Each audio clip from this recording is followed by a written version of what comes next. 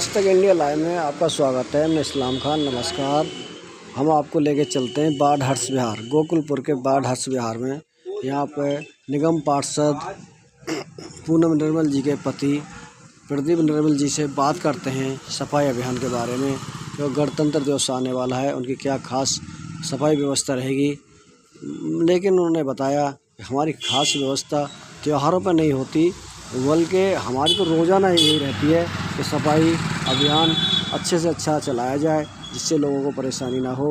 त्योहारों पे स्पेशल का मतलब होता है कि यानी बाकी दिन सफाई नहीं हो रही, पर उनके यहाँ पे हमेशा सफाई लागू रहती है, नियमित रूप से सफाई की जाती है। क्या शुभकामनाएं देना चाहेंगे गणतंत्र दिवस की क्षेत्रवासियों को, उसके लिए पहले बताएं। सबसे पहले मैं अपने क्षेत्रवासियों को, पूरे देशवासियों को ये गणतंत्र दिवस की बहुत बहुत बधाई और शुभकामनाएं देना चाहता हूँ। सभी लोग इस अपने गणतंत्र दिवस को अपनी खुशी के साथ मनाएं, अपने खुशहाली में मनाएं, परिवार को अपने अच्छे से आगे मना के आगे बढ़ें।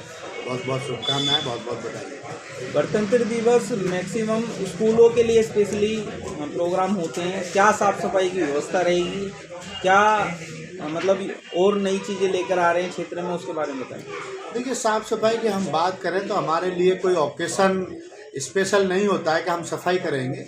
हमारा काम रोज़ साफ़ सफाई करने का, और हम रोज़ साफ़ सफाई करते हैं और हमारा हर क्षेत्र साफ़ सुथरा रहता है। इसमें कोई दो राय नहीं है कि हम आज गणतंत्र दिवस आ रहा है तो हम सफाई कराएंगे। हमारी हर रोज़ सफाई होती है पूरे क्षेत्र में, चाहे वो स्कूल हो, आगे पीछे कहीं भी हो। हम साफ़ सफाई का विशेष ध्यान रखते हैं और हमारा क्षेत्र साफ़ सुथरा है, इसमें कोई वो नहीं। प्रदीप जी, आम आदमी पार्टी ने जो मोहल्ला क्लिनिक खोले थे, अभी जो है लगभग 650 लोगों को टर्मिनेशन लेटर मिल चुका है, उसके ऊपर क्या कहना चाहेंगे। देखिए, ये भारतीय जनता पार्टी है और ये सिर्फ और सिर्फ जुमलों की अपनी राजनीति करती है। इन्होंने हमेशा बेरोजगार को बढ़ाने का काम किया है। इन्होंने कभी रोजगार नहीं दिया पूरे अपने 11 साल के कार्यकाल में। इन्होंने वादा किया था कि हम हर साल 2 करोड़ नौकरियां देंगे, लेकिन इन्होंने हर साल 2 करोड़ नौकरियां खाने का काम किया है। अब दिल्ली के अंदर माननीय अरविंद केजरीवाल जी ने मोहल्ला क्लिनिक चलाए। क्षेत्र की जनताओं को बड़ी सुविधाएं थी, उन्हें घर के बाहर निकलते ही दवाइयाँ मिलती थी, सारे इलाज होते थे, फ्री में टेस्ट होते थे, फ्री में दवाइयाँ मिलती थी। लेकिन इन्होंने उन्हें बंद करने का काम किया और जितनी भी पहले से पुरानी डिस्पेंसरियाँ चल रही थी उनका नाम बदलने की राजनीति करते हैं। नाम बदलने से ही यदि किसी के इलाज हो जाए तो सबका नाम बदल दो, क्या करना है। तो ये सबको बेरोजगार किया, मोहल्ला क्लिनिक को बंद करने का इन्होंने काम किया है। पहले इन्होंने कुछ उनके एम्प्लॉइयों को टर्मिनेशन लेटर दे चुके हैं और अब 650 लोगों के लिए इन्होंने फिर टर्मिनेशन लेटर दे दिए हैं। वो बेनौकरी बेरोजगार हो जाएंगे, कहाँ जाएंगे, उनके बच्चे कैसे पलेंगे। ये सरकार किसी के बारे में नहीं सोचती है। इस सरकार को सिर्फ और सिर्फ अपनी राजनीति को आगे बढ़ाने के लिए काम करने होते हैं। उसमें किसी का हित हो या ना हो या अनित हो, इसको कोई फर्क नहीं पड़ता। इसको सिर्फ और सिर्फ अपनी राजनीति चलानी है और वो कैसे चलेगी उस तरीके से चलेगी, तानाशाह रूप से राजनीति चलाते हैं। विस्तार से जानना चाहते हैं जनता को हाउस टैक्स जो भरना है वो इकट्ठा भरना है, किस्तों में भरना है, किस तरीके से भरा जाना है। देखिए, हाउस टैक्स के लिए अभी लोग आते हैं और हमारे कर्मचारी भी क्षेत्र में जाते हैं।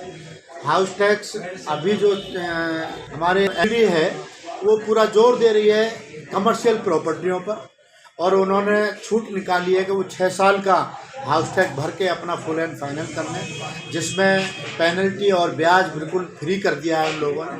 और मैं तो चाहता हूँ हर प्रॉपर्टी धारक को अपना हाउस टैक्स भर के अपनी जायज़ बनता है वो हाउस टैक्स भरना चाहिए।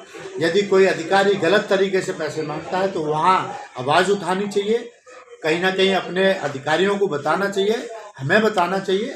वहाँ गलत बहकावे में किसी के में ना आए, जो एक्चुअल बनता है वो अपना हाउस टैक्स भर के उसे अपनी प्रॉपर्टी को सेव करें, उसमें कोई बुराई नहीं। जैसा कि आपने बताया 6 साल का टैक्स जो भरना है, अगर किसी में इतनी बड़ी रकम नहीं है तो उसके लिए क्या सुविधाएं रखी गई हैं। सर देखिए, जो सरकार का टैक्स है वो तो देना पड़ेगा, और 6 साल का टैक्स जितना बनेगा उसकी इतनी बड़ी प्रॉपर्टी होगी, कहीं जनवरी तक का अभी समय है इसमें, और उसके बाद फिर आगे का क्या नोटिफिकेशन आएगा वो उसके आगे बात करेंगे।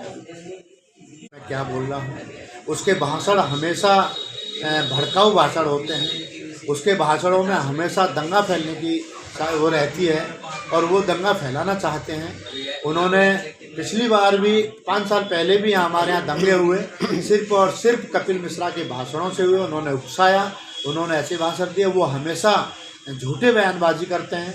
उन्होंने पहले भी कहा था कि अरविंद केजरीवाल जी ने 2 करोड़ रुपए लिए। मैंने देखा जब कोर्ट में बात गई तो उनको माफ़ी मांगनी पड़ी और वो झूठा साबित रहे, और ऐसे काम वो करते हैं कि उनको बार बार माफ़ी भी मांगनी पड़ती है। इस बार भी उन्होंने वीडियो को एडिट करके ऐसा करा कि भाई ये कहा है आतिशी जी ने, जबकि ऐसा कुछ नहीं था।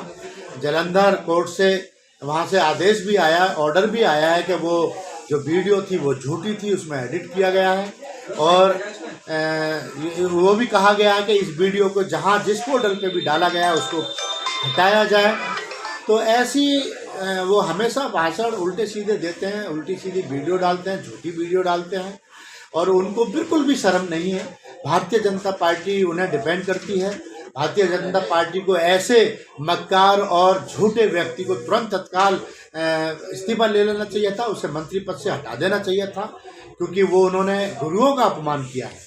उन्होंने गुरुओं के नाम पर राजनीति करके एक झूठी वीडियो बना के डाली, उन्होंने गुरुओं का अपमान करने का काम किया है। तो ये चीज़ बहुत ही निंदनीय है, ऐसा नहीं करना चाहिए। ठीक है।